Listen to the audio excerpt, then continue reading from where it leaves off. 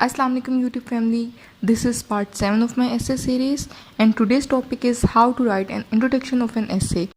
Kindly आप लोग pen और पेपर पकड़ लें, ठीक है, और मैं आपको सारे डिक्टेट करवाऊंगी इंट्रोडक्शन और साथ साथ बताऊंगी कि इंट्रोडक्शन लिखते कैसे हैं। पहले ऐसे सीरीज़ के पार्ट 5 में हमने डिस्कस किया था कि इंट्रोडक्शन किन मुख्तलिफ़ तरीक़ों से लिखा जाता है। हमने सारी वेज डिस्कस की थी, मैंने आपको सैम्पल्स दिखाए थे और आज जो हम फॉलो करने जा रहे हैं तरीका वो उन्हीं में से एक वे होगा, ठीक है।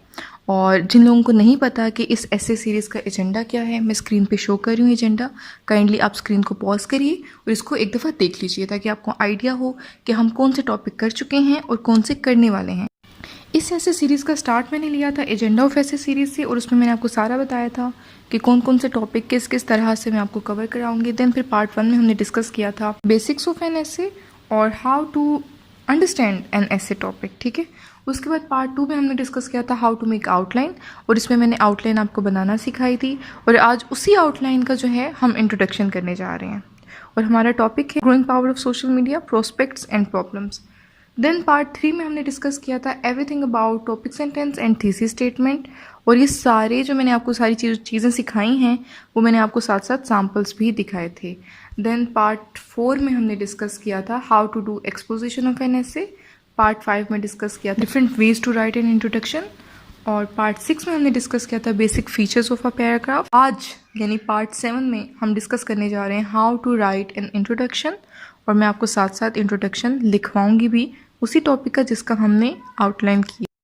मैं डिस्क्रिप्शन में इन सारे पार्ट्स का लिंक दे दूंगी और सिर्फ एक क्लिक के थ्रू आप वो पार्ट्स हासिल कर सकते हैं। और without any further delay let's start our today's video. जी, तो ये है वो टॉपिक जो हम थ्रू आउट इन ऐसे सीरीज़ में फॉलो कर रहे हैं और वो टॉपिक है growing power of social media, prospects and problems. और इसकी आउटलाइन जो आपको स्क्रीन पे नज़र आ रही है ये हम कर चुके हैं पार्ट 2 में और अगर आपने ये नोट डाउन करनी है तो आप पार्ट 2 जो है वो डिटेल से देख लीजिए और इसको नोट डाउन कर लीजिए। देन फिर हम आज डिस्कस करने जा रहे हैं इसका इंट्रोडक्शन। तो आई होप कि आपने पेपर और पेन ले लिया होगा और आपको मैं साथ साथ समझाती भी जाऊंगी और मैं आपको साथ साथ डिक्टेट भी करवाती जाऊंगी। स्टिल अगर आपका कोई पॉइंट रह जाए तो आप स्क्रीन पॉज कर सकते हैं और इसको आप रोक कर देख सकते हैं, ठीक है। अच्छा, सबसे पहले इन्होंने थीसिस स्टेटमेंट दिया हुआ है, ठीक है। थीसिस स्टेटमेंट लास्ट में भी आ सकते हैं, दरमियान में भी आ सकते हैं और स्टार्ट में भी आ सकते हैं। As I told you before, dawn of 21st century has seen an unprecedented increase in the use of various social media platforms by people to voice their beliefs, ideas, attitudes, and opinions. This growing power of social media entails both prospects and problems depending upon how responsibly this power is harnessed. If used responsibly, social media can be a blessing for the society.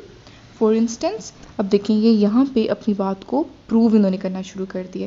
पहले उन्होंने अपना stance बता दिए, ठीक है, कि ये social media power has increased और उसके प्रोस्पेक्ट्स भी हैं और उसके प्रॉब्लम्स भी हैं और आगे एक फॉर इंस्टेंस से उन्होंने स्पोर्टिंग डिटेल्स देना शुरू कर दिए। मैंने आपको बताया था ना एक फीचर्स बताए थे मैंने आपको पैराग्राफ के, तो यहाँ पे स्पोर्टिंग डिटेल स्टार्ट हो गई हैं। For instance, it can be use to enhance accountability by calling upon the leaders and policy makers to be accountable for their actions। कि हम लीडर्स और पॉलिसी मेकर्स को सोशल मीडिया प्लेटफॉर्म्स पे उनकी accountability भी कर सकते हैं। In an era where human rights violations are still taking place, social media applications provide a platform for human rights activists to speak up against such grave human rights violation। For example, Kashmir के बारे में हम post लगाते हैं, याद होगा आप लोगों को कि इन सॉलिडेरिटी विद कश्मीर हम सब ने अपनी डिस्प्ले पिक्चर्स भी फेसबुक वगैरह पे चेंज की थी, ठीक है, कश्मीर के लिए हमने लगाई थी। तो उस तरह से इस तरह की जो तहरीकें हैं वो चलती रहती हैं सोशल मीडिया पे, ठीक है। और इस तरह से हम कश्मीर के में होने वाले मज़ालिम या किसी भी कहीं पे भी अगर ह्यूमन राइट्स वायलेशन हो रही है तो उसके खिलाफ आवाज़ उठा सकते हैं। Moving on, these digital platforms could be used to ignite social and political revolutions as well. So it won't be wrong to state that the power of social media can be leveraged to strengthen the democratic culture. On the economic front, social media marketing has resulted in enhanced business efficacy. However, if this power of social media is abused, it can wreak havoc on the society. Wreak havoc का क्या मतलब होता है? तबाहकुन, ठीक है।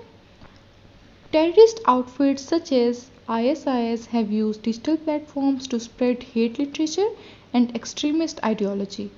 अच्छा जी, terrorist outfits का क्या मतलब है? जो टेररिस्ट जो इदारे हैं, माफिया जो है, ठीक है, उसके बारे में बात हो रही है कि उन्होंने भी यानी ISIS ने भी सोशल मीडिया का सहारा लिया था नौजवानों को, जैसे से जो होते हैं ना बिल्कुल ही टीनेजर्स जो होते हैं, ऑब्वियसली उनको उनका जो माइंड सेट है वो चेंज करना आसान होता है, तो इस तरह से उनको इग्नाइट करने की उन्होंने कोशिश की थी और इसका प्रूफ भी मौजूद है. Social media also shoulders the blame of compromising people's fundamental rights to privacy as witnessed in the Cambridge Analytica case. ये हमने केस डिस्कस किया था आउटलाइन की वीडियो में, तो आप इसको देख लीजिएगा. The publicity on social media of certain television shows and games that have a negative impact on the youth has also surfaced as a major problem. Lastly, it is a pity that social media is used by certain elements as a defamation tool. अब जिस तरह से देखिए मी to movement में, उसमें तो जाहिर है किसी के स्क्रीनशॉट शेयर किए जाते हैं कुछ ऐसा, तो ये भी तो अगले को डिफेम करने वाली बात है. मतलब कुछ सच्चे केसेस भी होते हैं, लेकिन कुछ इसमें लोग इसको गलत भी इस्तेमाल करते हैं, इसका अपनी ग्रजेस निकालने के लिए भी लोग इसका इस्तेमाल कर लेते होते हैं. Hence, there is dire need to regulate the use of social media in order to realize the long-term prosperity of the society. अब देखिए इसमें बता दिया कि सोशल मीडिया की लॉन्ग टर्म प्रोस्पेरिटी यानी कि उससे कुछ फ़वाइद हासिल करने के लिए हमें क्या चाहिए कि हम उसके यूज़ को रेगुलेट करें, यानी हम उसमें चेक एंड बैलेंसेस लगाएं कि क्या आया इसका सही इस्तेमाल हो रहा है या नहीं हो रहा. ठीक है, हमने लास्ट में ये बात कर दी. और फिर at the end of introduction हमने एक कोटेशन दे दी जो कि है we do not have a choice on whether we do social media. The question is how well we do it. And this quote is of Eric Quellman. So this was introduction of this essay. और इंशाल्लाह next part यानी कि part 8 of essay series में हम क्या करेंगे, हम करेंगे बॉडी पैराग्राफ्स. और पार्ट 8 ऑब्वियसली बॉडी पैराग्राफ्स तो बहुत ज़्यादा हैं इसके, तो उसका मैंने ये सोचा है कि हम इस तरह से करेंगे कि essay सीरीज़ पार्ट A कर लेंगे, यानी कि पार्ट 8A, और फिर पार्ट 8B C, मतलब जितने भी जाएंगे. और डेली एक नहीं करेंगे, डेली हम 2-2 यानी पैराग्राफ्स इस तरह से लेकर चलेंगे. तो काइंडली आप इसको साथ साथ नोट कर लीजिएगा, ठीक है, ताकि आपके पास ये रहे, महफूज रहे, और मैं आपको साथ साथ बताती जाऊंगी. इस तरह से ये होगा कि इन एक्चुअल आपको पता चलेगा कि लिखना कैसे है. ठीक है, और आई होप कि आपने नोट कर लिया होगा और आपको समझ आई होगी. Still if you have any kind of question you can freely ask in the comment section, and kindly don't forget to subscribe my channel and share it with your friends. Thank you so much. दुआओं में याद रखिएगा. अल्लाह हाफिज़.